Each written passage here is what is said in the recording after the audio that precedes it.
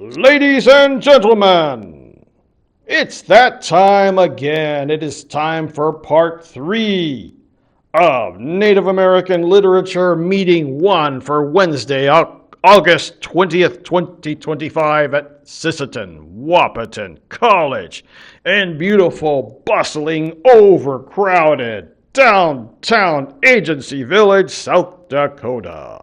And without any further ado, it's time for the man, your professor, Victor Singingo. Yay! Right on. All right, now we got to quit messing around because it's already 6:03 p.m. and I'm supposed to be home having dinner. No, I'm actually not that hungry, and I'm too fat anyway. Uh, One of the perks of being married to a Chinese girl is they overstuff you and you get this big old belly. And never mind, we don't talk about that. We are supposed to be talking about our syllabus. So we've done all this. This is the lesson plan I was sharing with you before. And we did the roll call, the announcements, and all this fun stuff. We did introduction. Who is this dude? And now we're going to go through the syllabus walkthrough.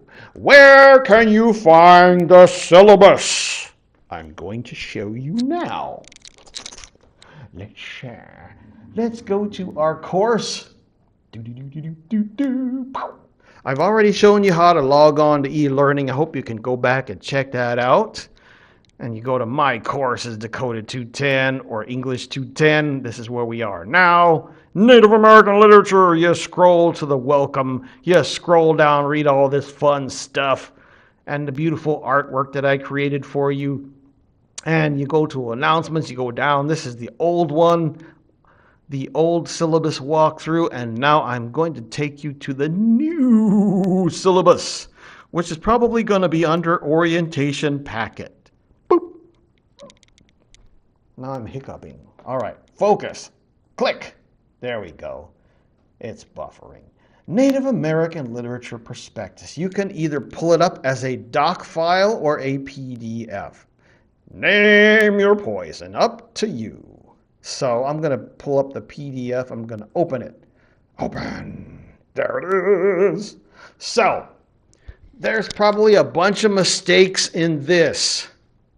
But this is what, I'm always making mistakes, as professors always do. And any professor worth his or her salt is going to admit that they make mistakes and do their best to help students navigate and correct the mistakes. You've got my name, you've got my office, which is over by the TV, in the student lounge over there by the cafeteria. There's a television. And people are always watching football and other weird games and a bunch of reality TV, which just makes me want to barf, but I won't do that because I got to focus. Now, if you hear the TV, my office is like right across from the TV. No, there's no room number in that office. But first floor TV room 4, Monday through Friday, 12 to 12:30. No, Friday? I don't know. It's supposed to be Monday, Wednesday, 12 to 12:50. Or Tuesday, Thursday, 1400 to 1650. Yes, I'm an old military dude, so I use military time. Get used to it. Now, what else? Or by appointment, you got my phone numbers here. You got my cell. I'm one of these people who's like a teenager. I do not like to answer my phone. I text like crazy man, like a mad teenager. Also because I get a whole lot of scammers that call me on the phone all the time. It's really irritating, so I use text more. There's my email. Our class is 3.0 credit hours. Our prerequisites for our class is C or better in English 112. I believe that's Comp 1. Or DK 120. What is DK 120? Oh, that might be introduction to Native American culture or something. I believe Du Huawei, Harvey DeMars teaches that class. So you got to get a C or better. You also have to be able to read at the college level, especially in our class, because this is literature. Right. Expect you've already mastered the basic rules of grammar, punctuation, paragraph spelling, rhetoric. Without these skills, you have a tough time in this class. Now, the grading, 25, 25, 25, 25. Boom. I like to grade in quarters because 4 is the sacred number. No, seriously, also because it makes my math easier. Attendance and e-learning work, 25%. Quizzes, 25%. There's 4 quizzes. Pop quiz A, pop quiz B, pop quiz C, and pop quiz D. Boom, boom, boom, boom. Midterm, 25. Final, 25. Please do not miss these things, especially the midterm and the final. Because I got students who just blaze through the course and do so well, and then for some reason, I don't know what it is with us Indians, we get like this close to success and then suddenly we give up. I don't know why we do that. And I'm saying we because a lot of my cousins do it too. Never mind. Gotta stay focused. Stop all this me stuff. Right. So this is online via e-learning. However, you can come and bug me in my office as much as you want. I make videotape lectures just like Harvey does. Put them up on YouTube and put links to them on e-learning. If you see anything in e-learning that says, please respond, please respond. Which will be, boom. Let's go back. Dakota Studies. I'll show you an example of what I'm talking about because our first assignment is already coming up where it says, please respond. Please answer. Okay, whatever. What is literature? In your opinion, in your experience. You got to click on that. And then you answer it. And look at that, I already got 1, 2, 3, 4, 5 people who have already answered the question and I have responded to them. This semester, I'm going to try to keep up with all the discussions. Now, these are people who've given me answers. I'm not going to read them right now because we don't have enough time and we got to get through this semester or this lesson plan or syllabus, whatever you want to call it. Other stuff, if it's optional, I'll put extra credit on there. Now, here's our textbooks. We got Why Indigenous Literatures Matter, which is by Daniel Heath Justice. I need to go and do an interview with him. He seems like a really awesome dude. Why Indigenous Literatures Matter by Daniel Heath Justice. Please make sure you get this book. If you don't get it, you're going to flunk. Or you can always come and bug me and I can let you borrow my copy as long as you promise to give it back. And then we got Read, Listen, Tell by Sophie McCall and others. Et al. Means and others. Ta-da! Read, Listen, Tell. Indigenous Stories from Turtle Island. Boom! Lots of really awesome stories in there. And then, of course, I might put some handouts or whatever, links to stories on e-learning that I want you to look at. So that's that. Let's jump on down. Here's some recommended textbooks by my old professor, Norma Wilson, The Nature of Native American Poetry, and Drew Lopenzina, The Routledge Introduction to Native American Literature. Those are optional, recommended, whatever you want to call it, books that you want to have a look at. I think I put some copies in the library for you guys. What else? Our course goals. You're supposed to understand, analyze, identify, synthesize, explain, and apply. What does all this mean? Well, understand, exhibit discernment, and appreciation of the complex yet beautiful, multivariate voices of indigenous peoples. This just means, show you know what's going on in Native Lit. What makes our literature unique in a vast sea of mainstream works.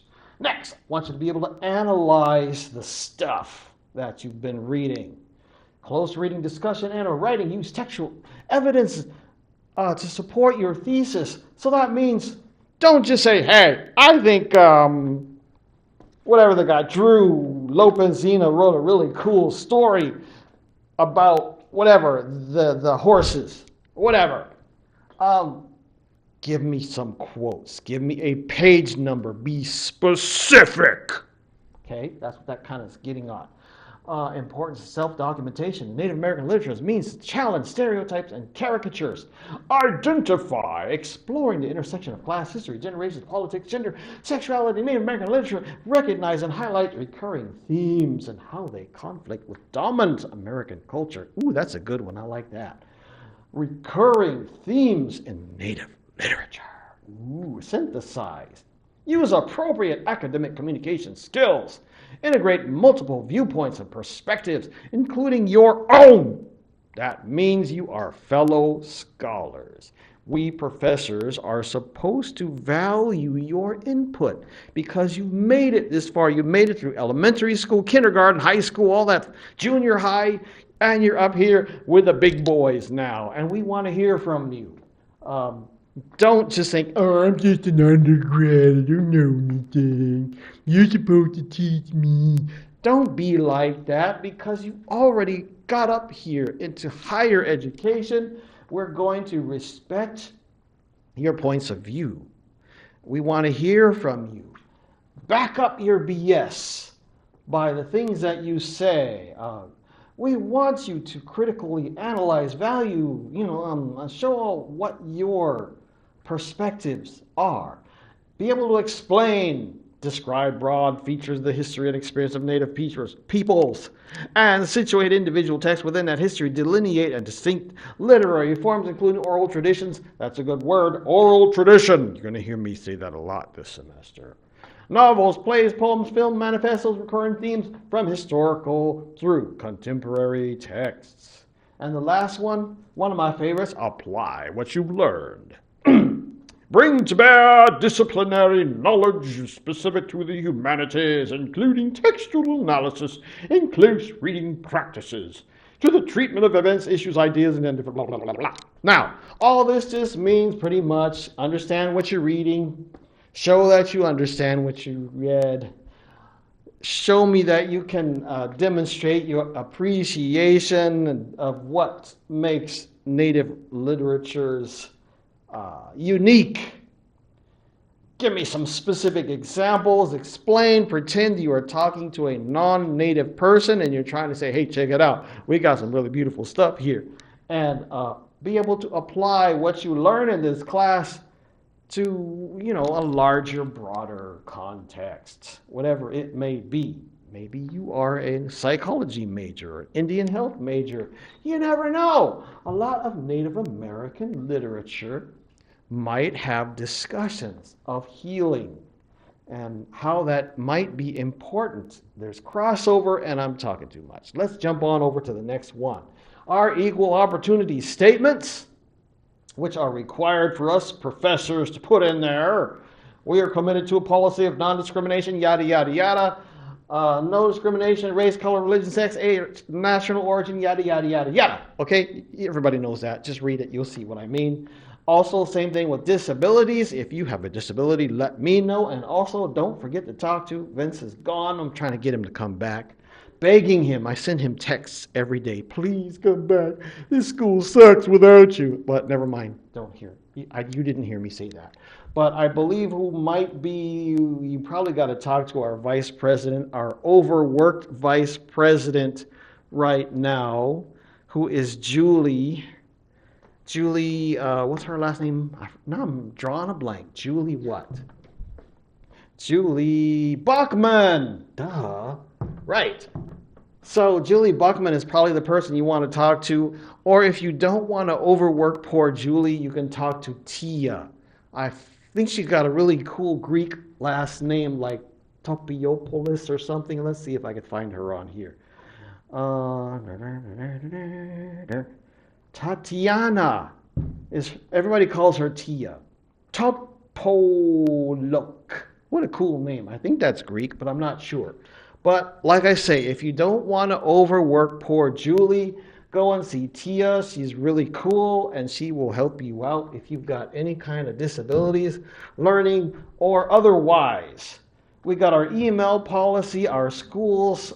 This is part of the federal Education Privacy Act, something like that. I can't remember. Student Rights Privacy Act, FERPA, says that we are supposed to use, there it is right there, um, our school's email account. Don't give me your private email. I'm supposed to be communicating with you, blah, blah, blah, whoever you are at swcollege.edu. And I think students, you guys get numbers as opposed to uh, your name on there, your first initial and the last name. It'll be a bunch of numbers. So we're supposed to communicate to you through the school email and not your personal email. And the thing about Sisseton Wahpeton College and also the Sisseton Wahpeton Oyate, they are serious about drugs and sex offense. Do not do it. That's what that means. Same thing here, sexual harassment, sexual offender, all that stuff. More legal gobbledygook. Reminder that all professors say this. The course prospectus and syllabus is a contract between the student and the instructor. Read it carefully. Your continued enrollment in this class implies your acceptance of this class. All policies, procedures, assignments, grading criteria, and course goals. Should you have any questions or concerns about this course prospectus and syllabus, please speak now or forever hold your peace. What else? More about legal gobbledygook. All student submissions become property SW College. That means whatever you submit to the college, it becomes, this is to keep the college from getting sued, you see. Uh, whatever you submit supposed to become the college property, I guess. Now, all that junk out of the way, just another welcome. Thank you for enrolling in this class. You're in for a goofy ride because this old man standing here before you is getting gray hair already, has ridden the roller coaster a long way and many, many, many times. And what can I tell you? A lot of these writers, we know each other. We send each other Christmas cards. I should show you some pictures, but we don't have enough time right now. Focus. This class will be reading intensive, discussion oriented. We begin with some early forms of oral tradition, blah, blah, blah, blah, blah. See, a lot of these writers, everybody always thinks Native American writers, Native Canadian and First Nations and Chicano, Latino Native writers, and even Hawaiian Native writers, they're all dead. No, a lot of us are still alive, and we communicate. We talk to each other. We debate the aesthetics of Native literature. One of my buddies is Tiffany Midge. Another buddy is Sherman Alexie. We used to hang out, and he drinks Pepsi, I drink Coke. Neither one of us do alcohol. That's a long story to talk about another time. We write to each other. All right. I said that already, didn't I? Yes, I did. But this is important for us as Native American literature students as well. We need to understand this idea of what constitutes literature. It says here some key issues pop up with variety. I used to teach at USD, as I mentioned before. One of my students got all bent out of shape because I put some Canadian First Nations poetry, some short stories from South America. She got all on a Taiwanese Aboriginal poem translation, and she was saying, "No, this is supposed to be America." And she complained to the dean and supervisors, and she was doing the Karen thing, okay? Right. You'll understand the method to my madness as we go along. What about translations? What about literary criticism? What about points of view? There's a whole bunch of considerations we got to think about when we discuss Aboriginal, First Nations, Indigenous literatures. And I put that in the plural, literatures, on purpose. Oftentimes it might not be put in plural, but I do. There's a reason, and we're going to figure it out together. What else do you need to know? Well, yep, your professor, this old man standing in front of you, is an ADHD adult. Sometimes I get nutty, but I am not a flake. There's always a method to my madness. You'll see it. If you are more comfortable with teachers who just stand up in front of you and lecture and just put you to sleep, well, you might want to take this class. Well, that was kind of boring, this professors. Never mind. Next, easily distracted, false tangents, laid back, not as strict as a lot of the other professors. As some students, some professors, some here on campus, will actually lock the door as soon as the time is, time for class, and it's 1 minute past the hour. Click, walk over there and lock the door. Students aren't allowed in. There's some professors who are totally by the book. Everything, no exceptions. It's in black and white. It's in the rule book, and rules are rules. Well, you can already tell I'm not like that. I try to be laid back and bend a little. Just don't bend me till I break. We got to talk about why are they forced to take these literature classes when they're not related to their major? Well, I'm not going to tell you what to think or answer that question. That's your job. Same thing with right answers. Don't expect me to spoon feed you the right and wrong answers. Cool thing about literature and these philosophy classes and liberal arts classes are we expect a dialogue. The best way to do well in any kind of liberal arts class is to be able to think for yourself. Argue your point well. And that's how you get graded, you see.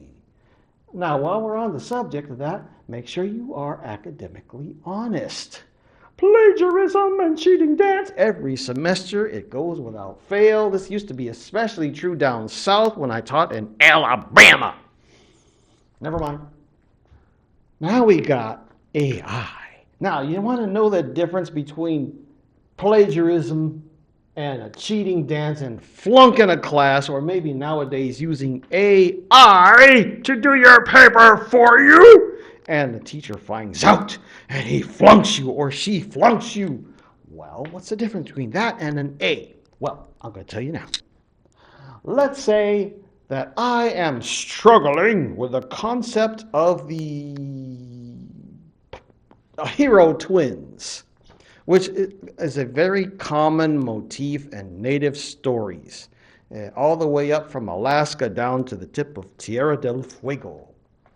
Hero twins show up over and over. Twins, these are Native American boys usually, or I should say First Nations boys, who go off on all these marvelous quests and kill monsters or defeat evil enemies and make the world safe for the rest of the natives wandering around to do their thing. Now, I'm struggling with this, so I go to look it up. And I find some cool articles, and I say, hey, check it out. I believe that this ubiquitous concept of the hero twins is universal in the so-called New World, in Aboriginal Americas, and it's pervasive for some reasons. And don't just take my word for it. Listen to what Professor so-and-so XYZ says, and quote that professor. That is an A argument. Versus just getting rid of the quotes and copying what the professor says and sticking it in your paper, that's an F. Same thing when you deal with AI writing. You could say, hey, check it out. I was struggling with this, so here is a conversation I had with ChatGPT. And put in your conversation with ChatGPT and say, hey, look, here's how we interacted. Don't just cut and paste what ChatGPT says and say, this is what I wrote. No. Say, hey, be honest. This was really confounding me and making me think and had me really scratching my head. This idea the Hunappu and Jabalenque down south, the south of the border, the orange man would not approve. Um, Up here, we call him, my tribe, we call him the twins Wena and Wishka. But who are Hunappu and Jabalenque? And what are their stories? Oh, I already said this. All students are expected to maintain academic integrity and honesty as described in the student handbook. So I'm telling you the difference between an A and an F by saying, hey, be honest. This is where I got this information. Isn't it awesome? It backs up what I believe.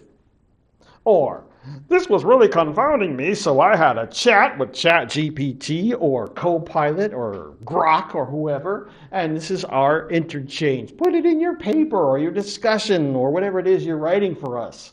And that's a great way to show that you are thinking and you're ruminating the discussions that we are having. Fortunately, DK didn't make things simple. Welcome students to come chat with me if you're having difficulties. Everything is open book because after all, this is an online class. But it also means I got to be ruthless when it comes to grading. Let's see. Wow, I've been doing this for more than 30 years. I can sniff out a Mac paper like a bloodhound tracking polecats in June. But I do not believe we are writing papers in this class. I believe we're doing tests and quizzes. But still, I don't want you to be lazy. Don't give me one-word answers. I get a lot of that. One-word answers when I ask a question. This is an essay question. Explain to me your concept of whatever it is of Leslie Marmonsuko's discussion of color in her novel Ceremony. Why does she keep talking about the color green so much and the color blue and the color yellow, and what do those colors signify? And you say, well, blue means whatever, nature. Green means